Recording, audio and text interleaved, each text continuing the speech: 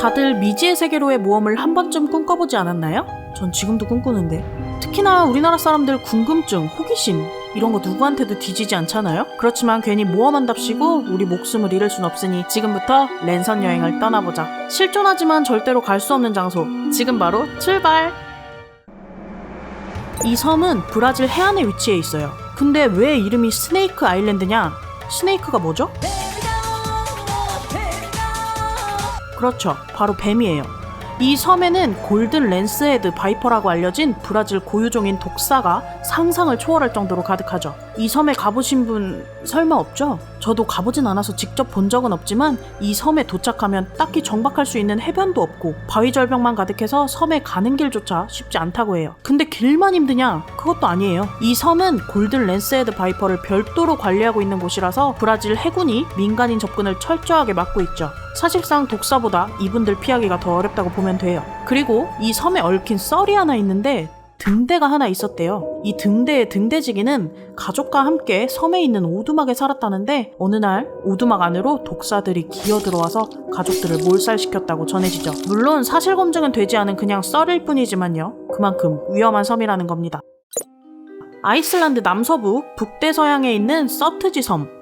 수중 화산 폭발로 만들어진 화산섬이죠. 이 섬은 1963년에서 1967년 사이에 만들어져서 지구에 있는 섬들 중에서 가장 젊은 섬이라고 해요. 그래서인지 지구에 존재하는 생명의 역사에 대해서 연구하기가 아주 좋은 땅이라는 소문이 퍼졌죠. 소문이 퍼지면 당연히 사람들이 우르르 몰려들 테고 당연히 자연은 훼손되겠죠. 결국 여기는 자연보호구역으로 민간인 출입이 금지됐고 허가받은 과학자들만 출입할 수 있게 관리하고 있는데 연구를 다 하고 나면 모든 흔적을 지우고 떠나는 게 국룰이라고 하네요.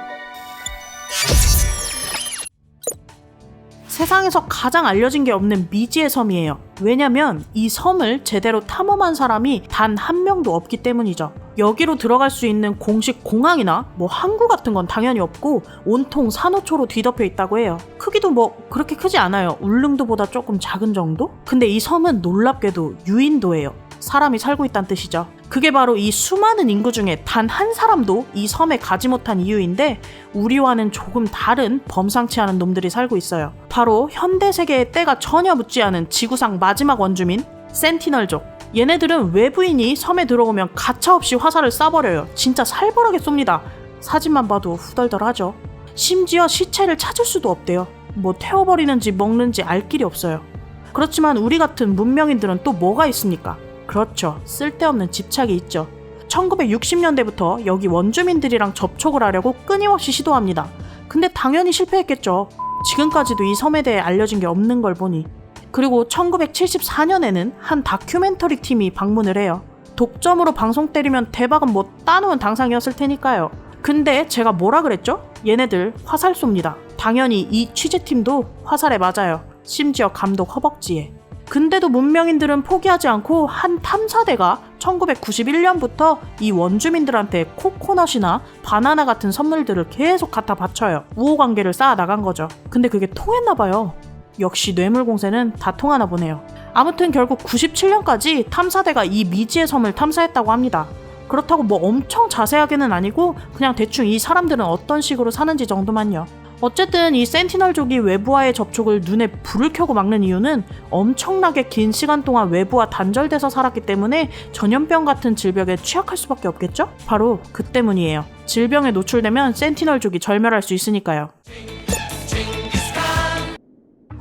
칭기즈칸은 유목민들을 단결시켜 몽골 제국을 세운 제1대 왕이죠. 잔인한 정복자라는 별명과 동서 문명 교류를 촉진시킨 영웅이라는 아주 양면적인 별명을 가지고 있는 사람이에요. 특히나 수많은 전쟁을 거치면서 전설적인 정복자로 역사에 이름을 남겼죠. 칭기즈칸이 통치하던 당시에 몽골 영토는 어마어마했어요. 근데 지금의 우리 세대까지 알 정도로 이름을 널리 알린 이 칭기즈칸이 죽어서 어디에 묻혔는지 아는 사람이 없어요. 참 미스터리하죠. 칭기즈칸의 시신이 묻혀있다는 전설이 전해져 내려오는 곳은 있어요. 바로 몽골 사람들이 신성시하는 부르한 산.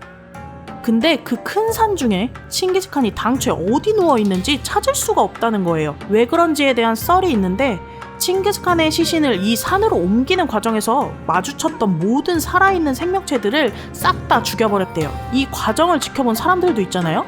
그 사람들도 다 죽여요. 입 막아야 되니까. 그리고 칭기즈칸의 무덤을 만든 흙 위로 말대를 달리게 해서 평지로 만들었다고 전해지죠. 들켜서 무덤이 파헤쳐지면 안 되니까. 근데 무덤 위로 말대를 달리게 해 다지는 방식은 당시 몽골의 장례 방식이었대요. 그저 장례 방식에 잘 따른 거죠. 아무튼 이 말도 죽여요. 기수도 죽이고. 그야말로 몰살이죠. 근데 앞서 말했듯이 이건 그냥 썰입니다. 몽골한테 지독하게 학살을 당한 이슬람 쪽에서 나온 말이라고 하네요. 소말리아 중북부에 위치한 무두구주의 항구 도시인 호교.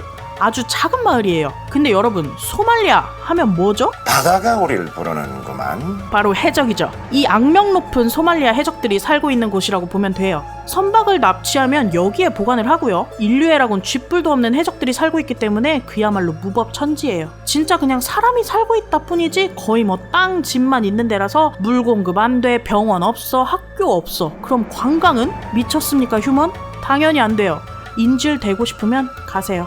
그리고 이 동네의 주 수입원은 당연히 해적질이겠죠? 그렇다고 해적질로 벌어들이는 막대한 수입을 여기 사는 사람들과 나누냐? 그럴 리가 없죠.